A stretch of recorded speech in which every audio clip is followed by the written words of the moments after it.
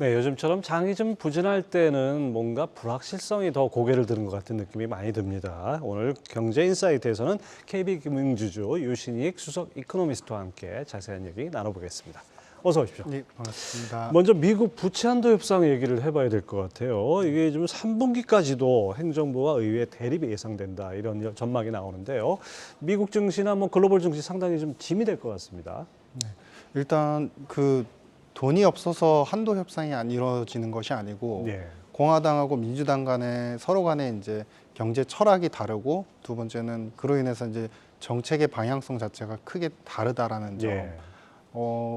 지난번에 우리 중간 선거를 잠깐 기억하시면 그때 중간 선거 때에도 서로 간의 입장 차이가 상당히 많았었고 특히 인플레 감축법과 관련되는 예. 부분, 그다음에 재정 적자가 누적적으로 쌓이는 부분, 그리고 세 번째는 인플레를 갖다가 빠르게 조기에 진압을 못했다라는 부분에 대해서 공화당이 민주당에 대해서 이제 지적을 많이 했었습니다. 그러다 보니 이번에 이제 부채 한도 협상은 아마도 그동안에 서로 다른 이견이 있었던 것들이 총체적으로 함축이 돼서 서로 간의 대립이 굉장히 클 것이다. 그러면은 그러한 요인들로 인해서 한도 협상이 안 되면 당연히 이 부채 한도 협상과 예산 지출안은 동일하게 다 정해져서 이제 기획이 되어야 됩니다. 예. 그래서 그렇게 되면 예산 지출도 앞으로 어떤 큰 드라이브를 못 걸 것이고 그러면은 미국 경제가 약간 오리무중으로 가거나 뭔가 불확실성으로 더 크게 전환되지 않을까라는 두려움 때문에 약간의 이제 그 불확실성에 대한 경계감이 상당히 많은 상태인 것 같습니다. 그렇죠. 미국에서는 뭐 그런 지적도 나오대요. 인플레 감축법이라고 해놓고서 돈 푸는 게 무슨 인플레 감축법이냐 이런 지적도 나오던데요. 어쨌든 간에 지금 시장은 연방 국가 부채 한도 협상에 나선 정치권을 주시할 수밖에 없는데 이 월가의 제왕이라고 하는 JP 모건 체이스의 제이미 다이먼 회장이 좀 불안한 발언을 내놓기도 했어요. 얼마 전에 이제 공화당이 내놓은 정책을 보면 이제 그 대략 앞으로 재량 지출을 3조 2천억 달러 줄이고 그 외에 기존에 바이든 정부가 책정해왔던 예산 중에서 항목별로 자금을 다 지출을 축소하자라고 해서 총 4조 8천억 달러를 줄이자라는 것이고 예. 이것을 장기적으로 줄이면서 그 대신 1조 5천억 달러 정도의 부채 증액을 해주겠다라는 겁니다. 근데 여기에서 주요 항목을 좀 잠깐 보시면 그 코비드 때 구호자금으로 지원됐던 금액들 예. 그 미처 나가지 않거나 아니면은 잘못 지출됐던 금액들을 갖다가 환수하겠다 뭐 이런 부분들 그다음에 에너지 세액 공제와 관련되는 부분을 조금 변경을 하자 이거를 갖다 축소하고 다른 쪽으로 변경을 하자 요 두 부분에 대해서는 양당이 사실 좀 어느 정도 합의를 좀 이루고 예. 있습니다. 이제 공통적인 인식을 하고 있는데 문제가 되는 거는 우리가 IRA 같은 경우는 증세를 장기간 7천억 달러를 해서 그 7천억 달러 베이스를 기본으로 해서 4천억 달러를 보조금이라든지 세금 공제를 해주는 거거든요. 근데 이것 자체를 하지 않아야 된다. 오히려 이 부분들이 아까 방금 말씀해 주신 것처럼 장기적으로는 물가 상승률을 갖다가 크게 낮추지 못하고 오히려 투자로 인해서 인플레를 더 유발시킬 위험이 그렇죠. 있다. 예. 이 부분에서 이제 서로 간의 대립이 좀 많은 상태이고 특히 바이든 대통령은 최근에 발언해서 이미 예산안에 대해서는 더 이상 거론할 이유가 없다. 앞으로 지출될 수 있는 부채 한도에 대해서만 우리는 논의를 할 것이다. 그래서 강경한 대응을 하고 있다 보니까 민간 금융사 많은 이제 CEO분들께서도 이런 것에 우려를 좀 크게 표출하고 있는 그런 편인 것 같습니다. 그 옐런 재무장관이 6월 1일로 미국 정부가 디폴트 상태가 된다 이런 언급도 했는데 괜찮은 겁니까? 이게 이렇게 협상이 길어져도? 그 기존에 나왔던 이제 지난주 주말쯤에 나왔던 이제 보도를 보니까 CBO, 그러니까 미국 국회 예산처에서 분석한 자료를 보니까 4월 30일 경우로 해서 지금 가용 가능한 이제 현금액이 한 3,100억 달러 정도 남아 있다고 합니다. 그래서 근데 지금 그것만이 이제 남아 있는 건 아닌 것 같고 6월 15일쯤을 기점으로 해서 아마 그 법인세도 최종 징수가 마무리된다고 하는데 법인세 징수 금액이 생각보다 조금 더 괜찮거나 하면은 어느 한도는 대략 6월 중순, 뭐 6월 중까지는 어느 정도 한도가 머물러 있어서 어느 정도 대응 여력은 있는 것 같다. 근데 이게 이제 아무래도 지출을 최근에는 특별 조치를 통해서 여러 가지 퇴직연금이라든지 그다음에 사회복지연금기금 펀드라든지 이런 지출을 막아놓은 상태로 하지 않은 상태로 있다 보니까 이 금액들이 얼마나 가용할지는 사실은 6월 내내 이제 좀 체크가 필요한 부분인 것 같고, 그러다 보니까 이제 옐런 장관 입장에서는 좀 더 좀 보수적으로 판단을 해서 이렇게 빨리 조기에 이제 돈이 메마를 수 있다, 이런 이제 경고를 하는 것 같습니다. 예. 자, 또 하나 빼놓을 수 없는 것이 미국 지방은행들의 심심치 않은 위험인데요. 주가가 미끄러지는 것도 심상치 않고 이 상태로 계속 찜찜한 상태로 지방은행 문제를 끌고 갈 건지 이것도 궁금하고요. 네.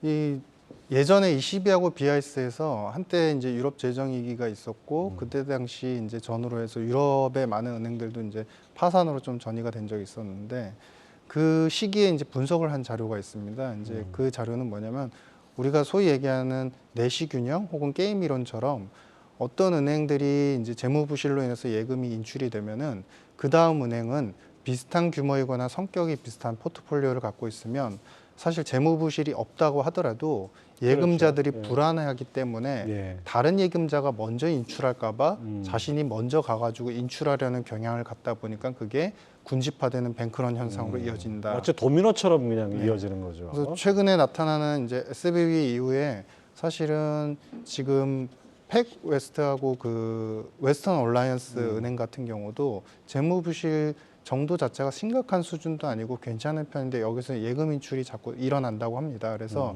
이런 부분들이 어느 정도 이제 지역 은행들, 중소형 은행들에 대한 이제 불안 심리가 아직 꺼지지 않은 상태인 것이고, 이것을 막기 위해서는 대형 은행들이 뭔가 유동성을 예치를 해준다든지 아니면은 정부가 FDIC와 결합을 해서 무언가 보조적인 정책을 취한다라는 액션이 없으면 지역은행 중심으로 계속 좀 반복적으로, 시기는 좀 텀은 있겠지만 예. 반복화될 가능성이 있어 보인다, 이렇게 보입니다. 이게 큰 영향은 아니다. 가랑비 같다 얘기를 하더라도 가랑비에 옷 적신다고 이런 거 자꾸 쌓이다 보면 뭔가 위기 상황이 오지 않을까 이런 우려도 있는 것 같은데요. 자, 상황이 이렇다 보니까 투자 심리가 좀 얼어붙는 것 같습니다. 미시간대 5월 소비자 심리 지수 6개월 내 가장 낮은 57.7을 기록했어요. 이거 어떻게 해석해야 되나요? 일단 그동안의 전반적인 패턴 자체는 그래도 물가가 기저효과로라도 좀 줄어든다, 이제 축소 흐름을 보이면서 물가가 안정화되고 예. 금리 인상도 거의 이제 막바지에 이르렀다라는 기대감, 거기에 반해서 이제 그런데 고용 시장은 여전히 양호한 흐름을 잇다 보니까 사실 이 소비자들의 심리 자체로 놓고 보았을 때도 개선 흐름을 이어갔었고요. 근데 이번에 같은 경우 이 숫자가 많이 떨어진 이유는 아무래도 부채 한도 협상이 오리무중, 약간은 좀 그동안에도 항상 이제 부채 한도 협상은 어렵게 진행이 되거나 불확실성을 증폭을 시켰지만, 이번에는 이 이슈가 이제 앞서 우리가 말씀을 나눈 것처럼 민주당과 공화당의 정책 철학 자체가 너무 크게 차이가 나다 또 보니까 내년에 대선이 있는데 약간 힘겨루기 맞습니다. 양상도 있죠. 네. 그래서 아무리 봐도 이제 이게 벼랑 끝 전술까지도 이어질지 않을까라는 우려까지도 반영이 되다 보니까, 그러면 올해와 내년 이후의 경기 흐름은 오히려 지금까지 좋았던 거에 비해서 더 약화되는 거 아닐까라는 불안감 때문에 이 소비자 심리 지수도 많이 떨어진 것 같다, 이렇게 추정이 되고 있습니다. 어쨌든 간에 미국 경기가 고용이 워낙 뜨거워서 금리를 내릴 수 없다 이런 상황인데, 어쨌든 경기 침체로 접어든다 이런 신호들, 이런 것들을 시장이 좀 주목했다는 점에서 어느 정도 좀 변화는 있는 것 같은데, 하지만 이런 상황에서도 이제 이 페드 미국 중앙은행의 매파적 발언 과하게 지속되는 것 같습니다. 연준의 미셸 보만 이사, 경제 지표가 인플레이션이 하락하고 있다는 확실한 징후를 보이지 않는다면 추가적인 금리 인상이 필요할 수 있다, 이렇게 언급했어요. 페드 입장에서는 지금 제일 불확실한 부분이 코어 CPI, 그러니까 우리가 예. 그 근원 물가라는 것들이 어떻게 보면은 자국 내수에서 일어나는 서비스나 임금의 상승으로 인해서 그렇죠. 비용이 올라가면서 미국 같으면 나타나는, 주거비까지 포함해서요. 예, 맞습니다. 그런 현상들이 다 이제 총괄적으로 내포가 되어 있는데, 이 근원 물가가 안 잡히고 있고 CPI보다 더 높게 지금 계속 예. 나오고 있다라는 것이 이제 가장 화두인 CPI는 겁니다. 헤드라인은 4.9%까지 떨어졌는데 이건 5.5% 네. 유지하고 있어요. 그래서 이 갭이 계속 있는 상태로 나오다 보니까 사실은 이제 불확실성이 있다라는 것이고요. 두 번째는 지금 앞서도 말씀해 주신 것처럼 주거비 같은 경우는 아직도 전체적인 자산 가격의 하락이나 조정이 경기 침체를 바라보는 시각과는 다르게 좀 견조한 상태고, 예. 그러다 보니까 오히려 렌트비에 대해서 임차인들한테 오히려 금리가 높은 수준이니까 더 그 수준에 융합하는, 그러니까 부합하는 정도의 렌트비를 요구를 하고 있는 상태입니다. 그러니까 그러다 보니까 주거비는 떨어지지 않고 있고, 그러면 이러한 현상이 장기간 우리가 구조적으로 끈적끈적하게 계속 내포가 된다고 한다면 사실은 여기서 당장에 금리 인하를 해버리면 더 리스크가 커져 버리니까 그거에 대한 경고성 발언과 동시에 추가적으로 만약에 물가가 예상외로 또 하반기에 좀 더 뛸 수 있다고 한다면 금리 인상의 여지가 있다라는 그런 이제 가능성을 열어준 실질적으로 이제 시행 가능한 그런 범위를 이제 코멘트를 한 것 같습니다. 당장 6월 FOMC에서 금리를 올릴 가능성은 어떻게 됩니까? 아직은 그렇게 크진 않죠. 많지 않아 보이고요. 왜냐하면은 지금 이제 금리를 갖다가 어느 정도 올려놓은 우리가 사이클상 후반부에 와 있고, 지난번 FOMC에서도 앞으로 누적된 긴축 정책의 효과를 경제 전반에 대해서 어떻게 나타나는지 확인을 해보겠다라고 했기 때문에 적어도 텀은 둘 것으로 보입니다. 그러니까 텀을 두면서 물가가 여전히 예상치 범위 내에 있거나 아니면은 잡혀가는 모습들이 보인다면은 현 수준을 유지할 텐데, 만에 하나 이제 하반기 들어서 그런 물가 패턴 자체가 예상 경로를 벗어나는 경우에는 당연히 이제 뭔가 코셔스한 정책 실행도 가능해 보인다, 이렇게 보고 있습니다. 그렇죠. 자, 이제 또 우리 주시장 다시 돌아와서요. 반도체 업황 저점 찍었다. 뭐 실적 회복 등으로 주가 반등 기대된다. 이런 전망들이 이제 서서히 나오고 있어요. 하지만 뭐 큰 기대는 하지 말아야 되는 건가요? 지금 약간 속도가 좀 지지부진한 것 같기도 한데요. 일단은 산업 자체로만 놓고 봤을 때는 디램 가격이라든지 반도체의 가격 자체가 워낙에 이제 싼 구간에 들어와 있고, 그것이 이제 더 이상 떨어지지 않을 것이고, 기본적으로 산업구조, 전 세계의 산업구조 재편된 양상 자체도 사실은 반도체를 중심으로 한 IT뿐만 아니라 여러 가지 자율주행, 그다음에 AI 부분까지도 확산적인 부분은 당연히 있기 때문에 수요 기반이 이 정도면은 최소한 거의 바닥에는 와 있다. 그러니까 네. 여기서는 더 이상 수요가 꺼지지 않을 거다라는 예상은 있는 것 같습니다. 다만 중요한 거는 이것이 이제 상승을 하거나 개선을 본격적으로 하기에는 선진국들의 재고가, 특히 IT와 관련된 재고가 빨리빨리 소진되는 모습들이 보여야 되는데, 그러한 것이 아직은 산업 내에서도 재고 순환이 아직 빠르게 해소가 안 되고 있다라고 합니다. 그러니까 기본적으로 바닥을 어느 정도 징후를 보였고, 기업들의 전략, 대응 전략이 있었기 때문에 어느 정도 업황 자체가 좀 괜찮아지는, 이제 바닥을 다지는 모습은 보이지만, 이게 좀 장기간 바닥을 다지다가 완만하게 우상향을 하지 지금처럼 이제 빠르게 이렇게 본격적으로 하반기 개선 이런 그림을 보이기에는 좀 한계가 있지 않나, 이렇게 보여집니다. 이게 이 바닥이란 것도 사실 바닥에 왔다는 건 누구나 공감을 하는데, 이 바닥이 뭐 호리병 같이 좁은 바닥인지 그래서 반등할 건지, 아니면 좀 널찍한 대야 같은 네. 바닥인지 맞습니다. 알 수가 없지 않습니까? 맞습니다. 바로 그 점인 것 같은데요. 또 이제 우리가 중국도 상당히 예상했던 것보다 리오프닝의 효과 같은 게 화끈하지가 않아요. 그런데 그런 상황에서 중국의 예금 감소를 소비 회복의 신호탄으로 해석하는 일각의 시각도 있어요. 유 박사님 어떻게 보십니까? 일단은 리오프닝 효과가 일단 리오프닝 된 직후에 사실 거의 안 나타나다시피 했었고, 특히 서비스라든지 기초적인 상품에 대한 수요가 이렇게 크게 확산이 되지는 않았었습니다. 근데 거기에 대한 근저된 기본적인 이유는 일전에 이제 옥스포드 이코노믹스에서 그런 지적을 했었는데, 선진국 유럽이나 미국과 다르게 중국 같은 경우는 이 봉쇄 기간에 가계에 대한 지원이 아니라 기업에 대한 지원이 더 그렇죠. 많았다라는 겁니다. 그래서 저축률 자체가 높아지긴 했지만 자신이 보유하고 있는 현금에, 그리고 가용 가능한 소득에 근거한 저축률 증가 부분이 더 크지, 외부에서 정부의 어떤 사회복지 지출이라든지 이런 지원 때문에 쌓여진 돈들이 그렇게 많지 않기 때문에 이것이 어느 정도 봉쇄가 풀리더라도 소비가 폭발적으로 늘어나지 않을 것이다. 그런 현상들이 이제 바로 직후에 어느 정도 기대했다가 약간 실망감이었던 상태였고요. 지금 같은 경우는 이제 저축률이 다시 조금 낮아지니까 어느 정도 소비가 회복될 수 있지 않느냐. 서비스나 기본적인 우리가 필수 상품제라든지 뭐 여러 가지 기초 상품제에 대한 수요들은 좀 늘어날 걸로 보입니다. 근데 다만 중요한 거는 이와 동시에 그 대출 잔액들이 중국에서 많이 줄고 있다고 합니다. 그러니까 일각에서 이제 해석하는 요인도 이 금액들이 예금 감소가 되면서 대출 금액을 갚아 나가는, 그러니까 즉 앞으로의 경기나 그리고 부동산 레버리징이 디레버리징이 되는 그런 불확실성에 대한 요인 때문에 어느 정도 대출을 어느 정도 갚아 나가고 거기에서 일부를 소비를 한다. 그러니까 이야기인즉슨 뭐냐면 소비의 어떤 본격적인 회복이 나타나기는 좀 제한이 되는 환경인 것 같다. 필수적인 어떤 서비스나 그들이 원하는 기초 상품에 대한 수요만 조금 살아있을 것 같다. 이렇게 보였습니다. 바로 그 점이 미국하고 차이 같아요. 미국은 바로 개인의 호주머니에다 딱